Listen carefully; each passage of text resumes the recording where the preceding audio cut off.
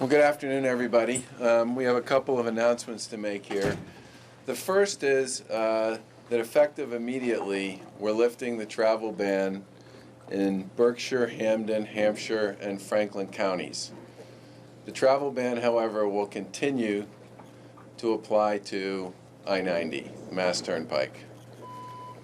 But we are lifting the ban for the 4 western counties. The one thing I would say here is Lieutenant Governor Polito's talked to a lot of the local officials out there, and they have all asked us to ask the public to use what I would describe as sort of best judgment with respect to going out. If you don't need to go out, I think those folks who are still in the process of cleaning up would appreciate it if you gave them the room and the opportunity to do that.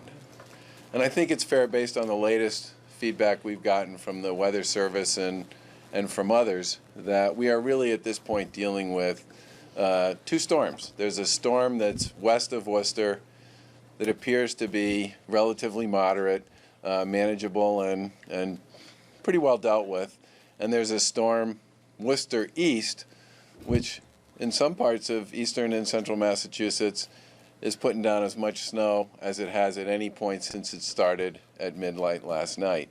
And we fully expect that there are parts of eastern and central Massachusetts where people may get as much as another 5 to 10 inches of snow on top of what they already have, and that there are areas around eastern Mass at this point that you would probably describe as being in a whiteout type condition. So for those parts of Massachusetts, we would like people who have been terrific to date to continue to cooperate with respect to the travel ban and to let our emergency personnel continue to do the work that they've been doing. We've also been in touch with many of the hospitals in and around Massachusetts. We've had conference calls with them and direct conversations, and their workers have been able, as a result of the travel ban, to get in and out of their institutions, which has obviously been important as well. The drifting continues to be an issue, the blowing.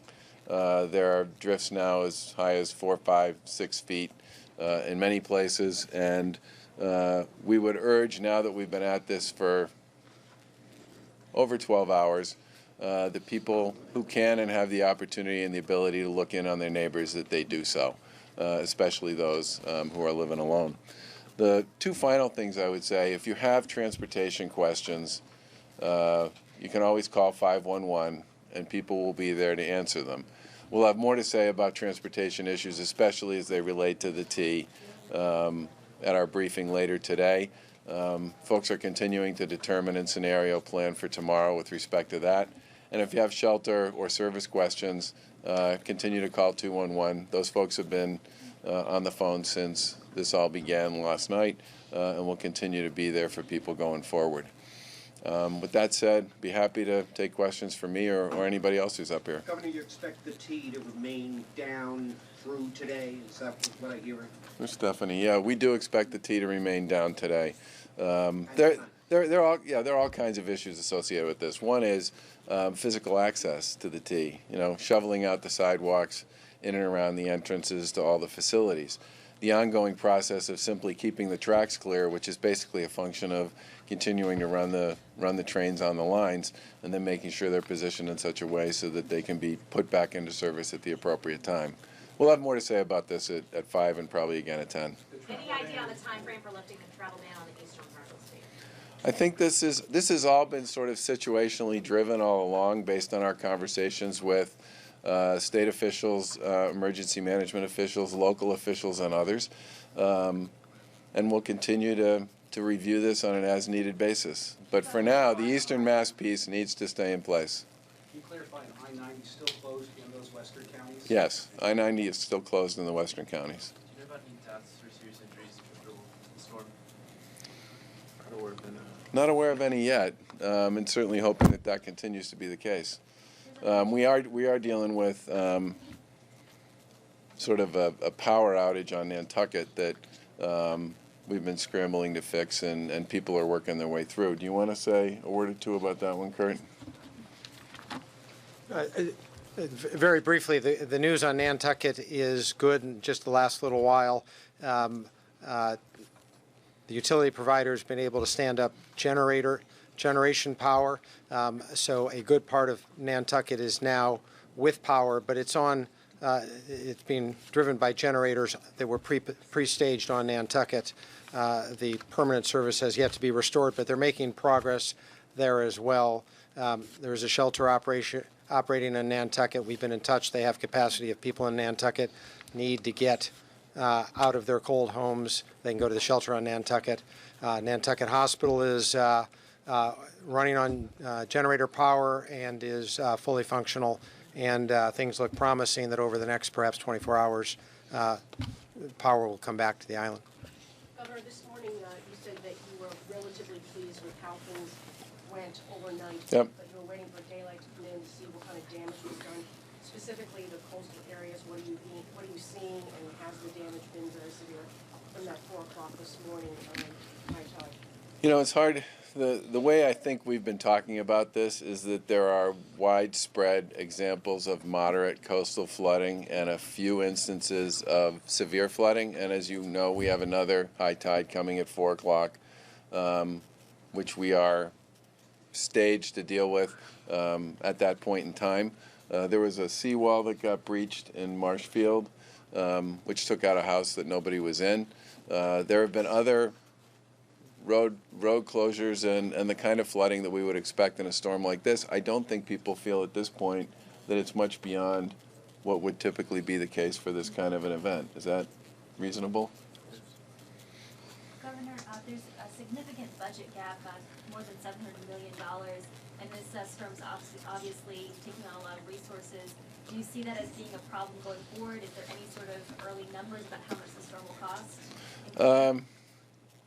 I would say, I mean, we identified the snow and ice account as a potential issue, but not because there wasn't any money in it, just because we weren't sure there would be enough if we had a traditional winter. But we have not had a heck of a lot of snow this winter, and as a result, there's about $40 million in that account when we had the conversation about the $765 million budget deficit. Our expectation at this time is we'll spend a significant portion of that on this storm.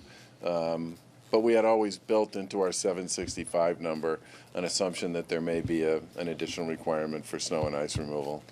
So while you can't know the final number, about how much does a storm like this cost? Is it a $5 million, a $10 million, $20 million? Well, I know that DOT, I think, spent about For the- $20 million in Right. 2013, The right? 2013 storm, which was the last storm. of Stephanie, this you should magnitude. come talk at the mic. The 2013, Stephanie Pollack, incoming Secretary of Transportation. In 2013, just DOT, not all of state government, spent nearly $20 million on the big storm in 2013. So it's a large number. And that's not the local. No, that is only state. Do you have any idea for the percentage, like the state spends this and then the locals kind of will equal half of it so that it would be 30 million? I was just kind of interested. I don't think we have those numbers. We do not. Governor?